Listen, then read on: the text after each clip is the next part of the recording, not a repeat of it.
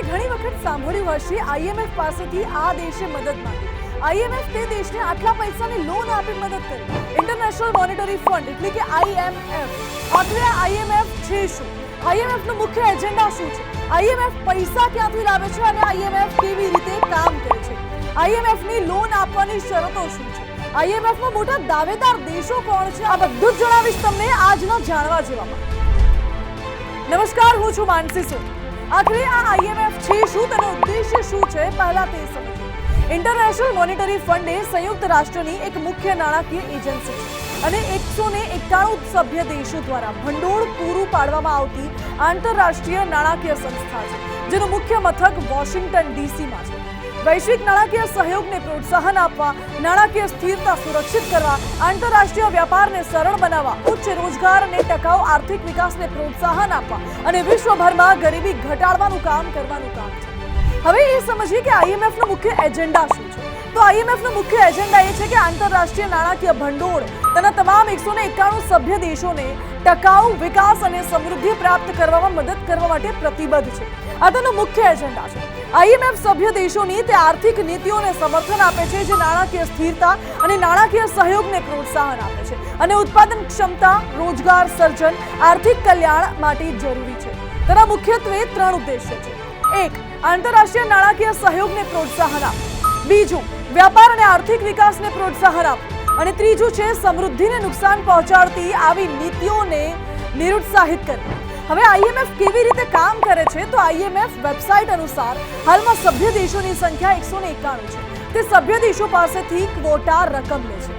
ક્વોટાને સભ્યપદ રકમ પણ કહી શકાય. આના આધારે કોઈ દેશ કેટલી લોન મેળવી શકે છે તે નક્કી કરવામાં આવે છે અને તેની મતદાન શક્તિ શું છે, તો આઈએમએફમાં તેનો કેટલો પ્રભાવ રહેશે.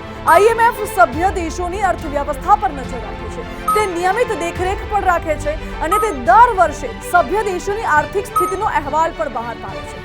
આઈએમએફ આર્થિક નીતિઓને મજબૂત બનાવવા માટે સૂચનો પણ આપે છે જેથી દેશ કોઈ નવા સંકટમાં ન ફસાઈ જાય. હવે આઈએમએફની લોન આપવાની શરતો શું છે? જેમ કે આપણને બધાને હમણાં ખબર છે કે ભારત અને પાકિસ્તાન વચ્ચે સંઘર્ષ થયો તો આઈએમએફે પાકિસ્તાનને લોન આપવાની મંજૂરી આપી દીધી છે. પરંતુ આઈએમએફ કયા આધારે લોન આપે છે, શરતો શું છે, તેના વિશે વાત કરીએ તો આઈએમએફ તેના સભ્ય દેશો પાસેથી તેની ક્ષમતા અનુસાર એક નિશ્ચિત ફી લે છે જેને ક્વોટા કહેવામાં આવે છે.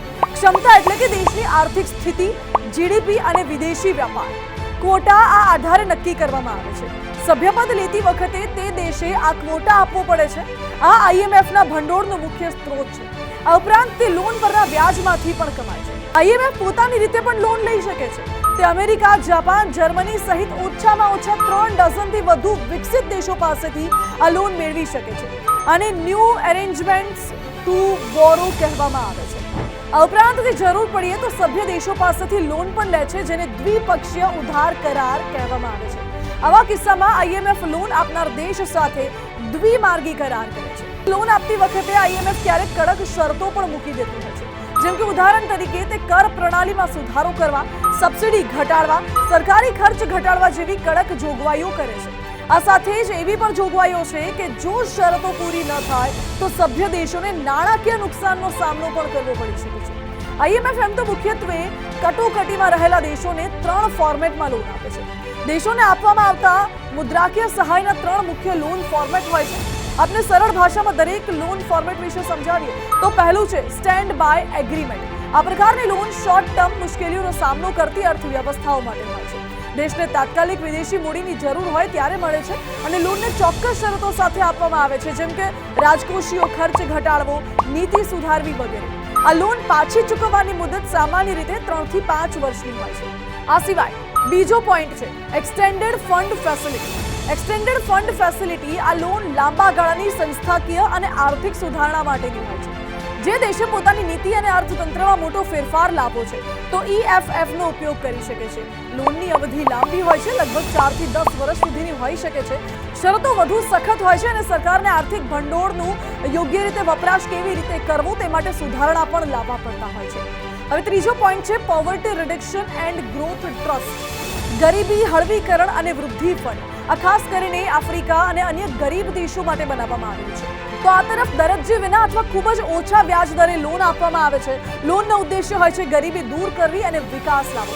સાથે સાથે દેશે શિક્ષણ, આરોગ્ય, ખેતી જેવી સેવાઓમાં પણ ખર્ચ વધારવો પડે છે.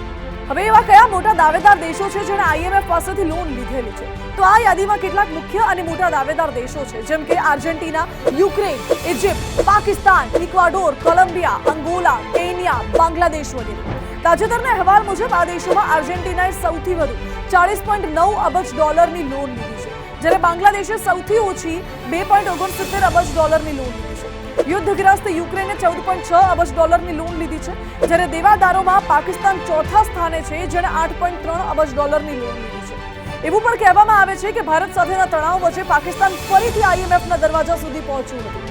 જોકે આ રીતે એવું કહી શકાય કે IMF વિશ્વના આર્થિક સ્વાસ્થ્યને સુધારવા, આર્થિક નીતિઓ સુધારવા અને સભ્ય દેશોને આર્થિક સંકટમાંથી બચાવવામાં મદદરૂપ છે.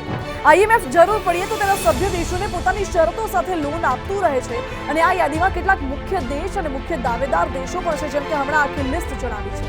તો આ હતી IMF વિશે પૂરેપૂરી માહિતી. આવા જ વધુ સમાચાર માટે આપ જોતા રહો ગુજરાત ફર્સ્ટ.